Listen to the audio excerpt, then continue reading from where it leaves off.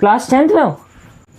Civics का chapter number 1 power sharing का एक ओवरव्यू चाहिए या चाहिए इस चैप्टर का एक फ्लैशबैक? तो आज हम करेंगे इस चैप्टर का ओवरव्यू। अगर आपने ये चैप्टर अभी तक पढ़ा नहीं है, आप अगर इस चैप्टर को पढ़ लेते हो, अगर मेरे इस लेक्चर को देख लेते हो, इतना बोर्ड वर्क जितना उतना उसको अच्छे से अगर देख लेते हो, तो इसके बाद अगर आप एनसीईआरटी को रीड करोगे तो आपको सारी की सारी एनसीईआरटी समझ जाएगी। इसकी गारंटी मैं लेता हूँ। और अगर आपने इस चैप्टर को पढ़ लिया तो you can treat as a flashback video, जिससे आप एक रिविजन वीडियो के फॉर्म में एग्जाम से पहले इसे देख सकते हो।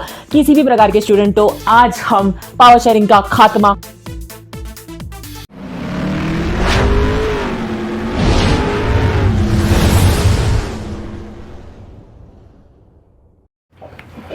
ओके सो चालू करते हैं पावर शेयरिंग। पावर शेयरिंग यानी क्या? Power sharing as the name suggest, sir हमको क्या ताकत को डिवाइड करना है? वेल हाँ, हमको ताकत को डिवाइड करना है, लेकिन ताकत का मतलब मारा पीटी वाली ताकत नहीं होता। ताकत का मतलब आपके देश को चलाने की ताकत, एडमिनिस्ट्रेशन की ताकत, देश को चलाने की मतलब गवर्नेंस की ताकत। तो इन सारी ताकतों को जब आप अलग अलग सेक्शंस ऑफ सोसाइटी में बांट देते हो तो इसी को आप पावर शेयरिंग कहते हो। अब इस पावर शेयरिंग को थोड़े और डिटेल में जानने से पहले हम कुछ एस्पेक्ट्स को देख लेते हैं। वो क्या सर? तो सर हम क्या देखने वाले हैं? हम दो कंट्रीज के बारे में पढ़ने वाले हैं। पहली कंट्री आती है बेल्जियम और दूसरी कंट्री आती है Sri Lanka. Well if you are concerned about Belgium, तो बेल्जियम एक छोटी सी कंट्री है जो यूरोप में, इसकी पॉपुलेशन ऑलमोस्ट 1 करोड़ है। और यार हमारा पूरा जो इंडिया है उसका एक स्टेट है हरियाणा, तो ये एरिया वाइज हरियाणा से ज्यादा छोटा है। तो मान के चलो कितना छोटा होगा। तो जैसे अगर हम इंडिया की बात करें तो इंडिया के नेबर्स कौन होते हैं? सर इंडिया के नेबर्स में आते हैं पाकिस्तान, अफगानिस्तान, चाइना, नेपाल। मैंने बोला ठीक है। अब अगर हम बेल्जियम के नेबर्स की बात करें तो वो आते हैं नेदरलैंड्स, जर्मनी, फ्रांस, लक्समबर्ग। और इनके जो नेबरिंग कंट्रीज है बेल्जियम को, जो कंट्रीज ऐसे उनके आजू बाजू बाउंड्रीज जिनके साथ हमारा बेल्जियम शेयर करता है, उन कंट्रीज का एक बहुत बड़ा प्रभाव, एक बहुत बड़ा इन्फ्लुएंस डायरेक्टली हमारे बेल्जियम पे भी पड़ता है। वो कैसे, वो मैं आपको बताता हूं। तो अगर हम बात करें इनके एथनिक कंपोजिशन में, सर एथनिक कंपोजिशन क्या होता है? एथनिक कंपोजिशन मतलब एक कंट्री में कैसे कैसे प्रकार ऑफ लोग रहते हैं, कौन से सेक्शंस ऑफ सोसाइटी रहते हैं, उनको अगर हम जाने एक कंट्री में कौन से प्रकार के अलग अलग सोशल ग्रुप्स रहते हैं, इनको जानना हम एथनिक कंपोजिशन कहते हैं। ठीक है, तो अगर हम इनके एथनिक कंपोजिशन की बात करें तो इनके एथनिक कंपोजिशन में हमें दो एस्पेक्ट्स के बारे में पढ़ना है। एक आ जाता है कैपिटल सिटी, यानी the most important city of Belgium and the Belgium itself, पूरे कंट्री के बारे में। मतलब मान के चलो हम बात करें हमारे पूरे इंडिया की और उसकी कैपिटल सिटी दिल्ली की, ये चीज समझ गए। तो अभी देखो यार, अगर हम इसके कंट्री के एथनिक कंपोजिशन की बात करें, यानी इसके पूरे कंट्री वाइज कैसे कैसे प्रकार के लोग कितने सेक्शंस में रहते हैं, ठीक है, तो 59% लोग वो है जो फ्लेमिश रीजन में रहते हैं। अगर आप बेल्जियम के मैप को आपके एनसीईआरटी में देखोगे तो एक नॉर्थ वाला पार्ट आता है ना बेल्जियम का, उस रीजन को हम फ्लेमिश रीजन कहते हैं। और इसमें 59% ऑफ द पॉपुलेशन रहती है, पूरे कंट्री की 59% ऑफ द पॉपुलेशन जो डच लैंग्वेज बोलती है। सर डच लैंग्वेज क्या होता है? तो देखो यार, जो लोग फ्रांस में रहते हैं, ठीक है, फ्रांस एक कंट्री है, लेकिन फ्रांस के लोगों को हम फ्रांस पीपल नहीं फ्रेंच पीपल कहते हैं, उनके कल्चर को हम फ्रेंच कल्चर कहते हैं, उनके लैंग्वेज को हम फ्रेंच लैंग्वेज कहते हैं। वैसे ही नेदरलैंड्स में जो लोग रहते हैं, ठीक है, हम वहां के लोगों को नेदरलैंड्स पीपल नहीं डच पीपल कहते हैं, उनके कल्चर को डच कल्चर कहते हैं और उनके लैंग्वेज को डच लैंग्वेज कहते हैं। तो 59% वो लोग हैं जो डच लैंग्वेज बोलते हैं, 40% वो लोग हैं जो साउथ ऑफ द बेल्जियम में रहते हैं, और ये लोग मतलब साउथ ऑफ द बेल्जियम के रीजन को हम वेलोनिया रीजन कहते हैं और इसमें फ्रेंच लोग कहते हैं। तो पूरे कंट्री की जो पॉपुलेशन है उसमें से 40% ऑफ द पीपल वो है जो फ्रेंच भाषा बोलते हैं, और इन सबको छोड़ के एक बहुत माइनॉरिटी ग्रुप है 1% ऑफ द पीपल जो जर्मन लैंग्वेज बोलते हैं। अब सर इन कंट्रीज का इस पे कैसे प्रभाव है? तो यार जैसे हम देखेंगे, अगर हम बात करेंगे फ्रांस की, तो फ्रांस में मेन लैंग्वेज कौन सी है? फ्रेंच। लेकिन बेल्जियम में, सिंस बेल्जियम अपनी बाउंड्री शेयर करता है इतने बड़े बड़े देशों के साथ, इसलिए नेदरलैंड्स, जर्मनी और फ्रांस जैसे देशों का बेल्जियम पे डायरेक्ट इन्फ्लुएंस पड़ता है, क्योंकि यहाँ वो लोग रहते हैं जो इनकी भाषाएं बोलते हैं। नेदरलैंड्स में डच बोलते हैं तो यहाँ पे भी डच बोलते हैं, यहाँ जर्मन बोलते हैं तो यहाँ पे भी जर्मन बोलते हैं, यहाँ फ्रांस में फ्रेंच बोलते हैं तो यहाँ भी फ्रेंच बोलते हैं। तो कंट्री में एक आपको डायरेक्ट इन्फ्लुएंस पता चल जाता है। अब यहाँ पे एक गंभीर सिचुएशन क्या आ जाती है? वो सिचुएशन ये आ जाती है कि अगर हम इसके कंट्री के एथनिक कंपोजिशन की बात करें तो यहाँ पे डच क्या है बेटा? एक मेजॉरिटी है, और अगर हम इनके फ्रेंच लोगों की बात करें तो एक माइनॉरिटी है। लेकिन अगर हम इनके ब्रुसेल्स इस सिटी की बात करें तो ब्रुसेल्स यानी इनकी सबसे इंपॉर्टेंट सिटी है ना, तो इनके सबसे ज्यादा इंपॉर्टेंट सिटी में जो मेजॉरिटी है वो डच लोग नहीं है, वो फ्रेंच पीपल है, और जो 20% वहां की पॉपुलेशन है वो है डच पीपल। तो यहाँ डच लोग सबसे इंपॉर्टेंट सिटी में क्या है बेटा? माइनॉरिटी है। अब अगर हम बात करें हमारे खुद के इंडिया की, तो अगर हम मुंबई या दिल्ली जैसे कंट्रीज की बात, सिटीज की बात करें, तो ये क्या बेटा? मेट्रोपॉलिटन सिटीज है। यहाँ जॉब अपॉर्चुनिटीज, इकोनॉमिक अपॉर्चुनिटीज ज्यादा होती है। तो अगर कोई बंदा यहाँ पे रहता है, so it is more likely कि उसकी इकोनॉमिक डेवलपमेंट या उसको जॉब या एम्प्लॉयमेंट जल्दी मिलेगा। ये चीज समझ गए? तो अभी यहाँ सबसे इंपॉर्टेंट सिटी में मेजॉरिटी कौन है? मेजॉरिटी है फ्रेंच लोग, तो इसीलिए इनका इकोनॉमिक डेवलपमेंट जल्दी हो गया, इनको जॉब अपॉर्चुनिटीज वगैरह जल्दी मिल गई कंपेयर टू ये डच लोग। लेकिन ये डच का क्या कहना था? यार ये जो हमारा बेल्जियम का देश है इसकी मेजॉरिटी तो हम बनाते हैं, लेकिन ये जो माइनॉरिटी है, जो फ्रेंच लोग माइनॉरिटी में हमसे लो है, इनको ज्यादा डेवलपमेंट मिल गई। तो इसी की वजह से क्या है? यहाँ पे मतभेद चल रहे हैं। तो जो पॉपुलेशन, जो सोशल ग्रुप पूरे कंट्री में एक मेजॉरिटी है, वो सबसे इंपॉर्टेंट सिटी में, कैपिटल में क्या बन चुका है, एक माइनॉरिटी बन चुका है, और यही रीजन है यहाँ पे मतभेद चलते हैं। ये हो गया पहला। अब दूसरे कंट्री की बात करें तो है श्रीलंका। श्रीलंका एक आइलैंड नेशन है। आइलैंड नेशन क्या होता है? आइलैंड नेशन मतलब एक ऐसा nation which is completely surrounded by water, ठीक है। So it is island nation. अगर हम इसकी ज्योग्राफी की बात करें कि यहाँ लोकेटेड का है, तो अगर हम हमारे इंडिया की बात करें तो हमारा जो सदर्न कोस्ट है तमिलनाडु का, उससे जस्ट थोड़ा फ्यू किलोमीटर्स अवे हमें श्रीलंका का आइलैंड नेशन मिल जाता है। अब अगर हम इसके एथनिक कंपोजिशन की बात करें बेटा, तो इसके एथनिक कंपोजिशन ने, अब जैसे हमने यहाँ पे देखा वो लोग ज्यादा, मतलब यहाँ पे मेजोरिटी कौन है? डच बोलने वाले भाषा, मतलब डच भाषा बोलने वाले लोग। अब अगर हम बात करें श्रीलंका की, तो श्रीलंका में वो लोग जो सिन्हाला एक लैंग्वेज, जैसे हिंदी एक लैंग्वेज है, उर्दू एक लैंग्वेज है, वैसे सिन्हाला एक लैंग्वेज है। तो यहाँ पे 74% लोग वो है जो सिन्हाला लैंग्वेज बोलते हैं। यहाँ पे 18% लोग वो है जो क्या बोलते हैं, जो तमिल लैंग्वेज बोलते हैं। अब इन तमिल स्पीकर्स में ना दो सेक्शंस आ जाते हैं। एक वो लोग जो हमेशा से यही पे श्रीलंका में ही रहते थे, उनको हम क्या कहते हैं? उनको हम नेटिव श्रीलंका या श्रीलंकन तमिल्स भी कहते हैं। ये लोग कौन आ जाते हैं? ये 13%, इस 18 में से 13% पॉपुलेशन, ये बचे 5, ये 5 कौन है? वो आ जाते हैं इंडियन तमिल्स। इंडियन तमिल्स का मतलब क्या है? मतलब जो लोग इनिशियली, पहले तो उनके फोरफादर्स इंडिया में रहते थे, लेकिन कॉलोनियल पीरियड के टाइम पे, माइक चल रहा है, ठीक है। तो कॉलोनियल पीरियड के टाइम पे क्या हुआ? प्लांटेशन वर्कर्स के तौर पे मतलब जो ब्रिटिशर्स थे, उन्होंने इन इंडियंस को श्रीलंका में ले गए, और फिर ये श्रीलंका के लोग, मतलब ये जो इंडियंस बाद श्रीलंका में गए थे, ये वहीं पे सेटल हो गए, ठीक है। तो इनको इंडियन तमिल्स बोला गया। अब अगर इनका रिलीजियस कंपोजिशन देखा जाए, अब जो एथनिक कंपोजिशन हमने देखा, ये लैंग्वेज के बेसिस पे देखा। अब रिलीजन के बेसिस पे देखा जाए तो इन तमिल स्पीकर्स में मोस्ट ऑफ द लोग इधर हिंदू है, नहीं तो मुस्लिम है। इन सिन्हालाज में मेजॉरिटी ऑफ द पीपल कौन है? वो आ जाते हैं आपके बुद्धिस्ट। और अगर 7% लोगों की बात करें तो 7% लोग क्रिश्चियंस है, और इन 7% लोग क्रिश्चियंस में कौन आ जाते हैं? सिन्हाला लोग भी आ जाते हैं और तमिल लोग भी आ जाते हैं। अब पढ़ते हैं हम मेजॉरिटेरियनिज्म इन श्रीलंका। मेजॉरिटेरियनिज्म का मतलब क्या होता है? एज द नेम सजेस्ट, नाम को अच्छे से समझो। मेजॉरिटेरियनिज्म, मेजॉरिटी कही आता है, मतलब शायद मेजॉरिटी ने अपने पावर का कुछ मिसयूज किया होगा, जिसकी वजह से कुछ गलत हो गया। एग्जैक्टली इसका मतलब यही होता है। सो मेजॉरिटेरियनिज्म इन श्रीलंका क्या कहता है? देखो यार, हमें कब इंडिपेंडेंस मिला? 1947 को। इनको कब इंडिपेंडेंस मिला? हमसे जस्ट एक साल बाद, विच इज 1948 को। तो श्रीलंका की इंडिपेंडेंस इन 1948। अब हुआ क्या? अभी इस कंट्री में, श्रीलंका के कंट्री में सबसे ज्यादा लोग कौन रहते थे? सिन्हाला मेजॉरिटी में थे। तो जाहिर सी बात है, जो गवर्नमेंट बनेगी वो किसकी बनेगी? सिन्हाला लोगों की। और अगर मैं एक सिन्हाला हूं तो मैं किसको वोट दूंगा? उस पार्टी को जिसमें सिन्हाला लोग हैं। इसीलिए by virtue of its majority, अपने मेजॉरिटी का इस्तेमाल करते हुए सिन्हाला कम्युनिटी ने क्या किया? गवर्नमेंट के ऊपर डोमिनेंस बना दिया, है ना। मतलब जो गवर्नमेंट फॉर्म हुई है उसमें ऑलमोस्ट सारे लोग कौन है? सिन्हाला लोग हैं, तमिल लोग है ही नहीं, ठीक है। तो अभी इन्होंने क्या किया? अब इन्होंने देखा यार, पूरी कंट्री है, पूरी गवर्नमेंट है, देश को चलाने वाली जो गवर्नमेंट है वो तो सारे सिन्हाला लोगों से भरी है। तो सिन्हाला लोगों को क्या करना चाहिए था? उनको खुद के बारे में सोचना चाहिए था, एज वेल एज ये 18% तमिल पॉपुलेशन के बारे में भी सोचना चाहिए था। लेकिन इन्होंने सिर्फ और सिर्फ सिन्हाला लोगों के बारे में सोचा। इसीलिए ये एक मेजॉरिटी ग्रुप थे, तो इन्होंने बस इन 70%, मतलब 74% मेजॉरिटी लोगों के बारे में सोचा, और इन 18% माइनॉरिटी तमिल्स को सोचा ही नहीं, गिना ही नहीं। ये चीज समझ गए? तो इसीलिए इन्होंने कुछ मेजॉरिटेरियनिज्म मेजर्स लिए, अपने मेजॉरिटी का इस्तेमाल करते हुए कुछ गलत गलत काम किए, जिससे इनमें एलियनेशन की फीलिंग आई। एलियनेशन की फीलिंग क्या होती है वो एग्जांपल से समझता हूं।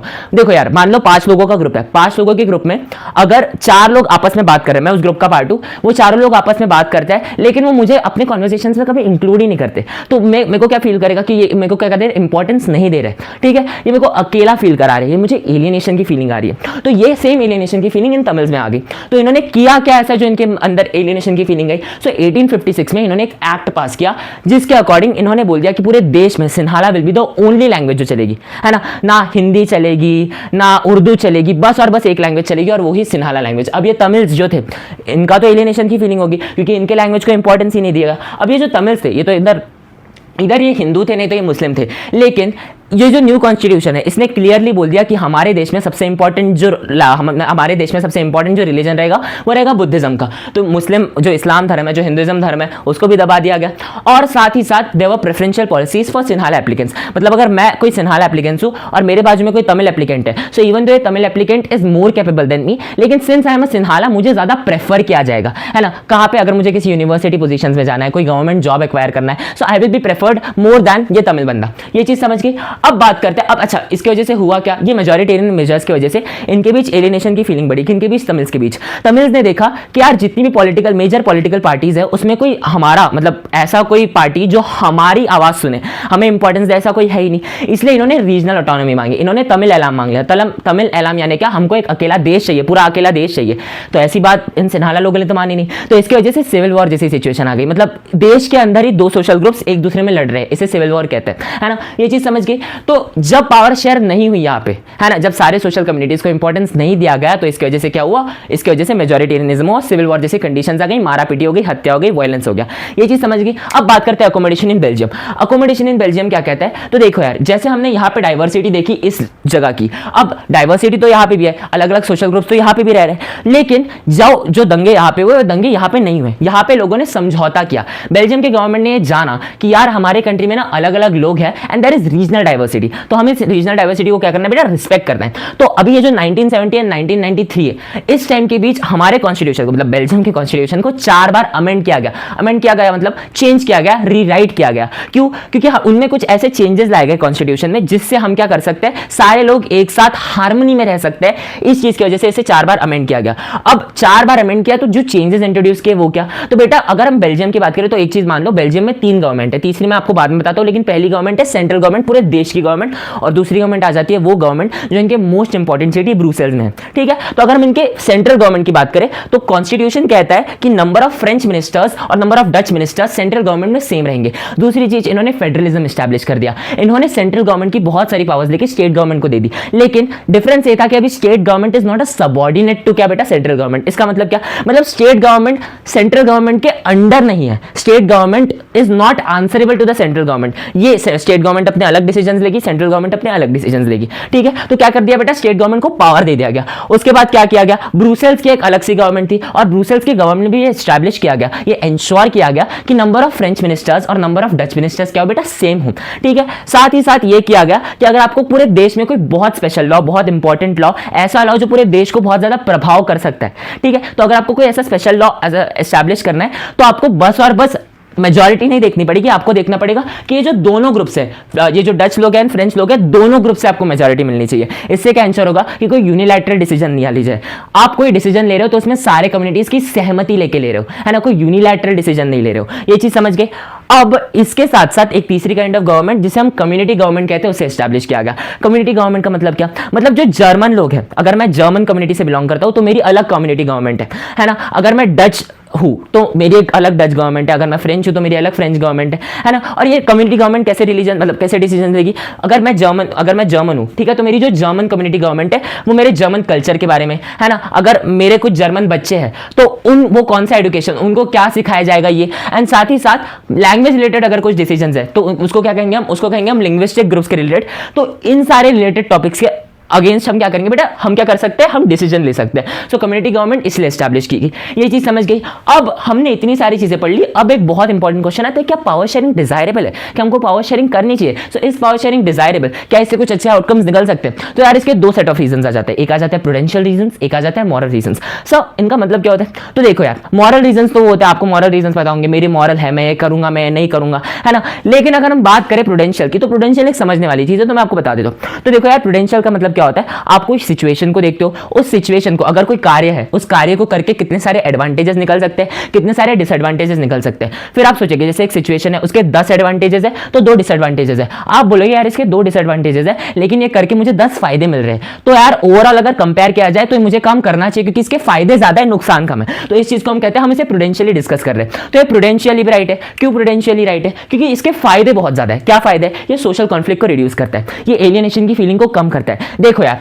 इन दोनों सोशल कम्युनिटीज के बीच जो कॉन्फ्लिक्ट है उसे हम सोशल कॉन्फ्लिक्ट कहेंगे। तो इस सोशल कॉन्फ्लिक्ट को अगर मान के चलो यहाँ पे बोल देते, अगर ये सिन्हालास बोल देते कि हाँ यार, हम क्या करेंगे, हम इन तमिल्स को भी इंक्लूड करेंगे, तो ऐसे सिचुएशन में क्या हो जाता, अगर इन तमिल्स को इंक्लूड किया जाता तो ये क्या करते, ये मारा पीटी नहीं करते, वायलेंस नहीं करते, और पॉलिटिकल इंस्टेबिलिटी नहीं आती। पॉलिटिकल इंस्टेबिलिटी यानी क्या, सरकार उथल पुथल नहीं होती, है ना। जैसे मान के चलो हमारे देश की सरकार बहुत ज्यादा स्टेबल है, लेकिन इनके देश की सरकार स्टेबल नहीं थी, है ना। क्यों, अब इंस्टेबिलिटी की मैं बात करता हूं। जैसे मान के चलो गवर्नमेंट फॉर्म हुई, 1 महीने बाद गिर गई, फिर दूसरी गवर्नमेंट आ गई, वो 2 महीने बाद गिर गई, तो ये क्या है, अच्छे से कोई पॉलिटिकल पार्टी सेंट्रल लेवल पे एस्टैब्लिश हो ही नहीं पा रही, तो इसे हम कहेंगे पॉलिटिकल इंस्टेबिलिटी, है ना। तो यहां श्रीलंका में क्या हुआ, वायलेंस हुआ, सिविल वॉर जैसी सिचुएशन हो गए, पॉलिटिकल इंस्टेबिलिटी आई। क्यों, क्योंकि पावर शेयर नहीं किया गया। अगर पावर शेयर किया होता तो सोशल कॉन्फ्लिक्ट नहीं होता, सोशल कॉन्फ्लिक्ट नहीं होता तो वायलेंस और पॉलिटिकल इंस्टेबिलिटी नहीं आती। और अगर हम मॉरल रीजंस की बात करें तो बेटा, अगर आप डेमोक्रेसी में रह रहे हो तो डेमोक्रेसी का मतलब ये होता है कि आप हर एक इंसान के मत, मतलब उनके ओपिनियंस को क्या करके लेके चल रहे हो, है ना। उन्हें हक दे रहे हो, उनको पावर दे रहे हो कि हाँ आप चूज कर सकते हो वो जो हमारा देश चलाएगा। आज हमारे कंट्री की प्राइम मिनिस्टर अगर नरेंद्र मोदी जी है तो वो इसीलिए क्योंकि देश का हर नागरिक को पावर थी चुनने चुनने की, और मेजॉरिटी ऑफ पीपल ने चुना किसको? नरेंद्र मोदी को, इसीलिए वो आज हमारा देश चला रहे हैं। सो इसीलिए पावर शेयरिंग डिजायरेबल है। अगर पावर शेयरिंग नहीं है तो डेमोक्रेसी नहीं है, और एक लेजिटिमेट गवर्नमेंट वही होती है यार जिसमें हर एक इंसान को हक होता है अपने लीडर को चुनने का। सो इसीलिए पावर शेयरिंग डिजायरेबल है। अब बात करते हैं अगर पावर शेयरिंग तो यार पावर अलग अलग प्रकार से कैसे शेयर हो सकती है। पहला पावर शेयरिंग का फॉर्म आता है बिटवीन ऑर्गन्स। सर गुर्दा, फेफड़ा, दिल, दिमाग, ऑर्गन्स नहीं बेटा, ऑर्गन्स का मतलब ये नहीं होता। ऑर्गन्स का मतलब होता है जैसे आप लेजिस्लेटिव, एग्जीक्यूटिव और जुडिशरी में पावर डिस्ट्रीब्यूट करो। आए सर इसका मतलब क्या है? तो देखो यार, लेजिस्लेटर यानी वो लोग, यानी हमारे नेता लोग जो हमारे लॉ बनाते हैं। जब अब लॉ बना दे तो लॉ बना के थोड़ी नाचेंगे, लॉ को पूरे देश में इंप्लीमेंट भी करना है। तो जो लोग देश में हमारे इस लॉ को इंप्लीमेंट करेंगे उन्हें एग्जीक्यूटिव कहेंगे। और अगर मान लो किसी ने लॉ फॉलो नहीं किया तो उसे पनिश भी करना पड़ेगा। तो जो लोग पनिश करेंगे, जस्टिस दिलाएंगे, उन्हें हम जुडिशियरी कहेंगे। ठीक है, अब आपके एनसीईआरटी में एक लाइन दी है, this ensures a system of checks and balances. वो क्या मतलब? अगर मान लो ये कुछ गलत कर रहा है तो ये दोनों इस पे चेक लगाएंगे, ये कुछ गलत कर रहा है तो ये दोनों इस पे चेक लगाएंगे कि भाई तू कुछ गलत कर रहा है, हम तेरे को दबा देंगे, हम तेरे को दबा देंगे। तो ये क्या रहता है? एक प्रेशर लगा रहता है, एक प्रेशर लगा रहता है। हमेशा ये लोग चेक करते रहते हैं कि कोई एब्सोल्यूट पावर को एंजॉय नहीं कर रहे। एंड बैलेंस यानी क्या? ये तीनों के बीच के दे आर मतलब ये क्या करते हैं? They perform different functions but they are placed at the same level. इसीलिए there is a balance between powers. ये चीज समझ गई?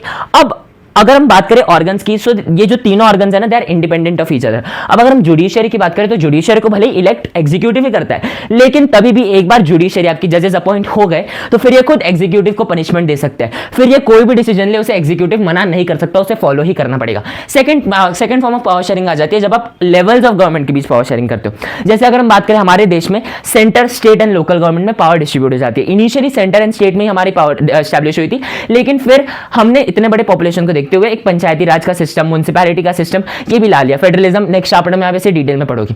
तो बेटा इस सिस्टम को एंश्योर करना भी बहुत ज्यादा इंपॉर्टेंट होता है। अब होता क्या है, आप अलग अलग लेवल्स पे, जैसे इस देश है तो देश के लिए गवर्नमेंट, देश में अलग अलग स्टेट्स है, स्टेट के गवर्नमेंट, उनमें अलग अलग डिस्ट्रिक्ट्स है तो डिस्ट्रिक्ट्स के अलग अलग गवर्नमेंट, इससे फेडरलिज्म एस्टैब्लिश होता है। अब बेटा जो थर्ड आ जाता है, it is between different social groups. तो देखो यार, हम पावर को क्यों शेयर कर रहे हैं? क्योंकि कुछ सोशल ग्रुप्स है जो क्या है, वीकर सेक्शंस ऑफ सोसाइटी है ना, उनकी जो इकोनॉमिक लेवल है, उनके जो एजुकेशनल लेवल्स है उस पर्टिकुलर सोशल कम्युनिटी की वो ज्यादा नहीं है, इसलिए हम रिजर्वेशंस करते हैं। हम पूरे कॉन्स्टिट्यूशन को ही अलग से उनके लिए फेवर करते हैं क्योंकि वो बहुत नीचे है और उन्हें उठाना जरूरी है डेमोक्रेसी को एस्टैब्लिश करने के लिए। तो इसीलिए हम क्या करते हैं, हम इनके लिए रिजर्वेशन जैसी चीजें लाते हैं। जो रिजर्वेशन हमारे कंट्री में मिलते हैं ना, that is nothing but the power sharing between social groups, है ना।